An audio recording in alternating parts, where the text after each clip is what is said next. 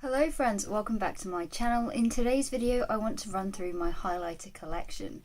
Now I absolutely love watching other people's collection videos. I find it really interesting to see what kind of products they have. I didn't used to be so into highlighters originally, they were never the makeup product that I was most interested in, but definitely over 2020 I really got into highlighters, so my collection has grown a bit since then. If you want to see what I have in my highlighter collection, just keep watching. So these are all the highlighters that I currently have. I have 9 of them.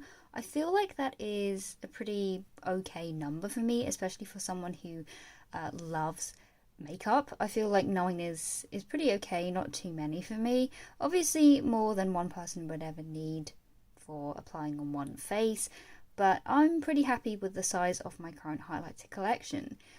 Most of these are powder highlighters, but I do have 2 liquids, 1 stick highlighter and a cream. So let's get into them individually. Alrighty, let's start off strong with one of my favourites in the collection. This is Moon Cruiser from Kaleidos Makeup. It's one of their Space Age highlighters. I absolutely love this, from the tin design to the actual highlighter itself. So you can tell right off the bat that it's a little bit dirty. It's pretty well loved. I got this from a Black Friday sale in November last year, and I've used it quite a lot since, so it's like quite dimpled. This is a glittery textured highlighter, but it looks utterly stunning. Definitely gives you that cosmic glow, because it is a duochrome highlighter. So yeah, there you go, you can see it when I turn it. Oh. It has a wonderful lilac to cobalt shift, which is just stunning and very eye-catching on the face. So I use this a lot with my blue and purple eye looks, and I think it complements it really well. And then the next one is Mars Melter, I guess a sister to Moon Cruiser, again from Kaleidos and one of their Space Age highlighters. Love the design. This is their reformulated version, so they have an original version that comes in different packaging. It's more of a red tin, and the colour of it is more of a, I guess, fuchsia pink, whereas this is more of a peachy toned highlighter. I really love this one as well. This one is also a duochrome highlighter. It looks sort of peachy pink, but then when you shift it, this one doesn't show up as well in the pan, it does flash this really nice sort of magenta colour. So peachy pink to magenta. Very stunning with warm eye looks, pinky red tones. It just looks so wonderful with them. Again, a more sort of sparkly textured highlighter, but one of my favourites. Alright, next up we have this one, Mary Luminizer from thebalm, an absolute classic. I'm sure you've all heard of this one. I think this one was one of the original highlighters that really, I guess, set off the highlighter craze. This one was so raved about and everyone had it and was talking about it. This one is a sort of paler champagne colour, very lovely, very smooth. This one is actually one of my Project Pan highlighters, and you can see that there's like quite a little bit of use here. There's like dimpling going on, but no pan as of yet. I feel like panning a highlighter is very difficult to do because you only need such a small amount. But yes, this highlighter is very smooth. It looks really wonderful on the skin. It's definitely not what I would call a blinding highlighter. You can build it up to make it look more impactful. It's not super subtle, but it's not the most out there highlighter there is. But I really do like this one. It's an oldie but a goodie. Really wonderful on the skin. It doesn't really emphasize texture, and if you go in with a light hand, it can really look like you're glowing from within. But as I said earlier, you can build it up to have a stronger finish if you want. Next up is the Maybelline Master Chrome highlighter, and this is in the shade Molten Gold. This is one of my favorites. Again, it is a deeper sort of I guess mid-tone gold shade, very warm, and this is so beautiful. It's definitely, I think, one of the most blinding highlighters in my collection. Different to the Kaleidos ones in terms of finish, because this is very much just a metallic reflective finish.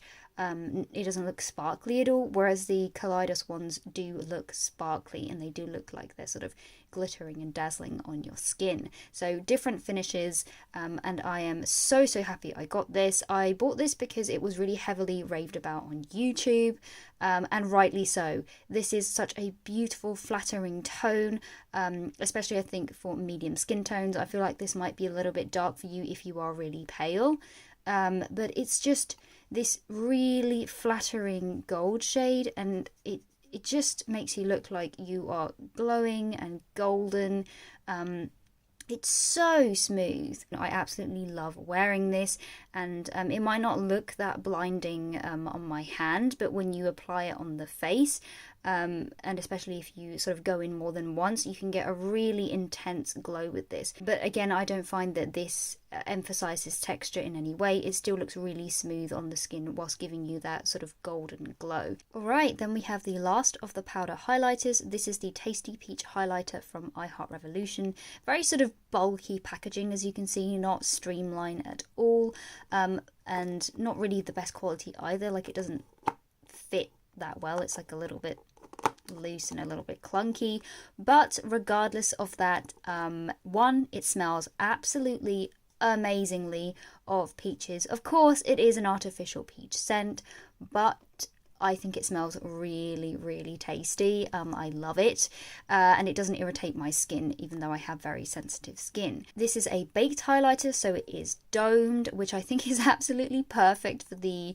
peach theme, obviously, because it just encapsulates the roundness, you know, the plumpness. Anyway, I just think it looks really satisfying. Reminds me of a Corey's butt as well. Anyway, yeah, so you do get two different tones in here. You get this more peachy tone, and then this sort of pink champagne tone over here.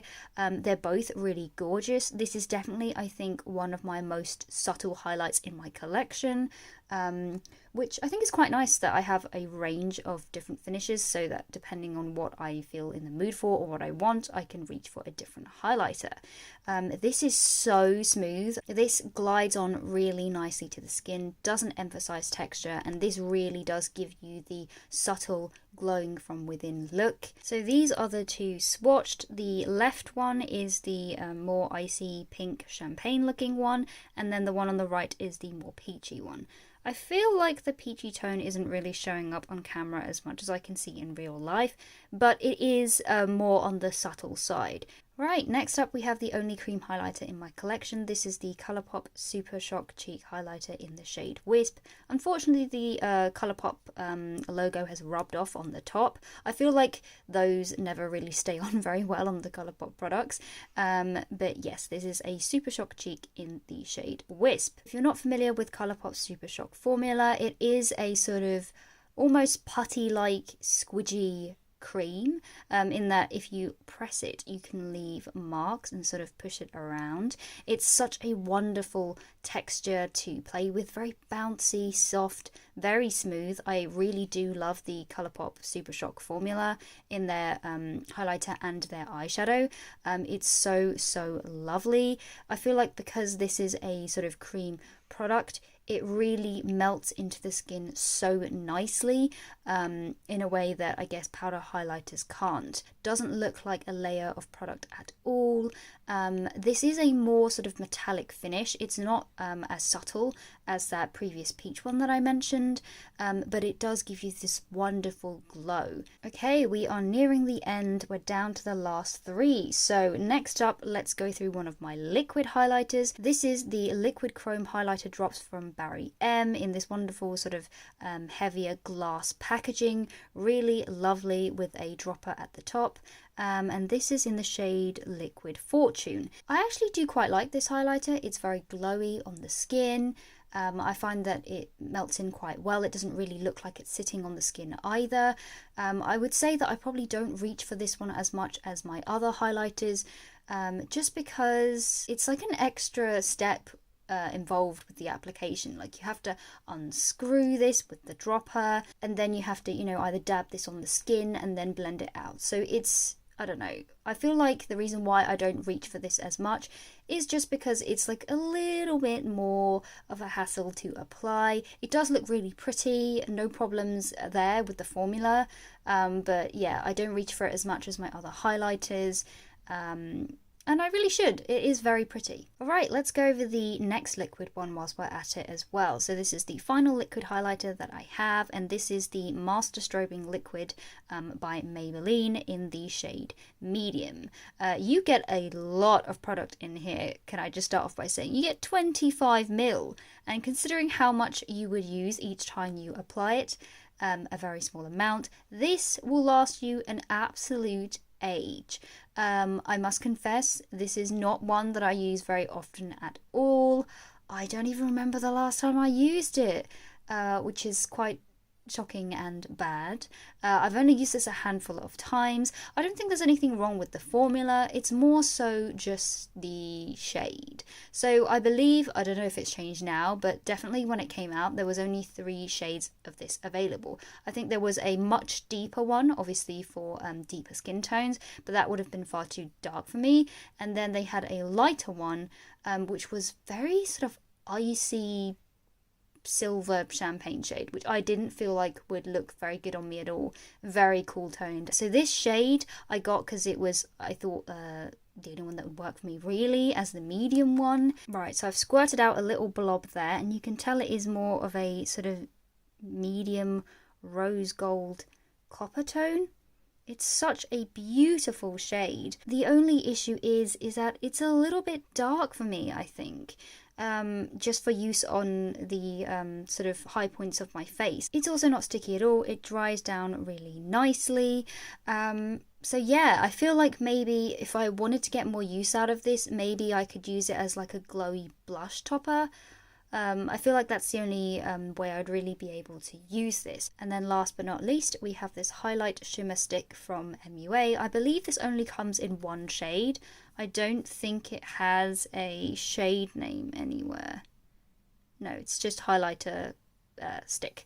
This is the only highlighter stick that I have, and I really do quite like this. This is more of a pink toned pale champagne colour, but I think this is a really beautiful colour. You do get quite a decent amount of product. I think this is either £2.50 or £3, so very affordable. MUA as a brand overall is a very affordable drugstore brand. This just has a really wonderful glow.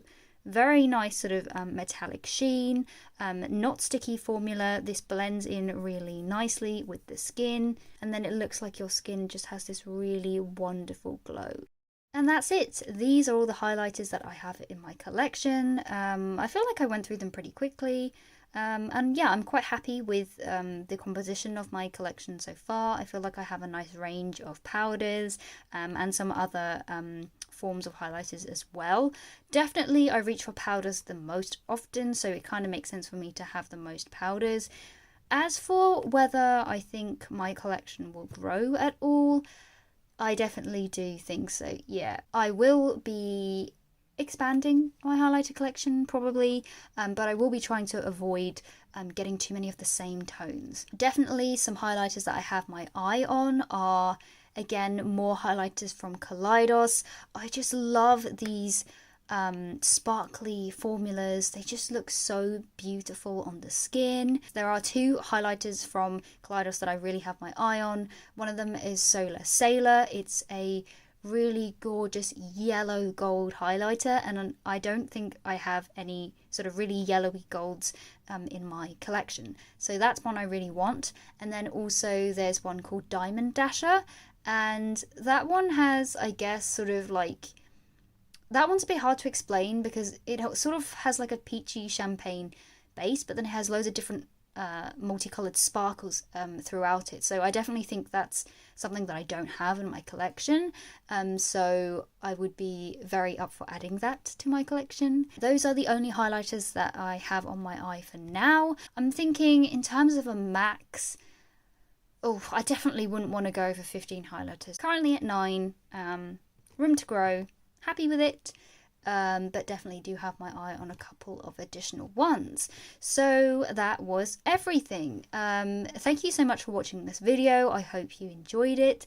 Let me know in the comments down below what some of your favorite highlighters are. I would be really interested in knowing. Like and subscribe if you want to. And I will see you in my next video. Thank you so much. Bye.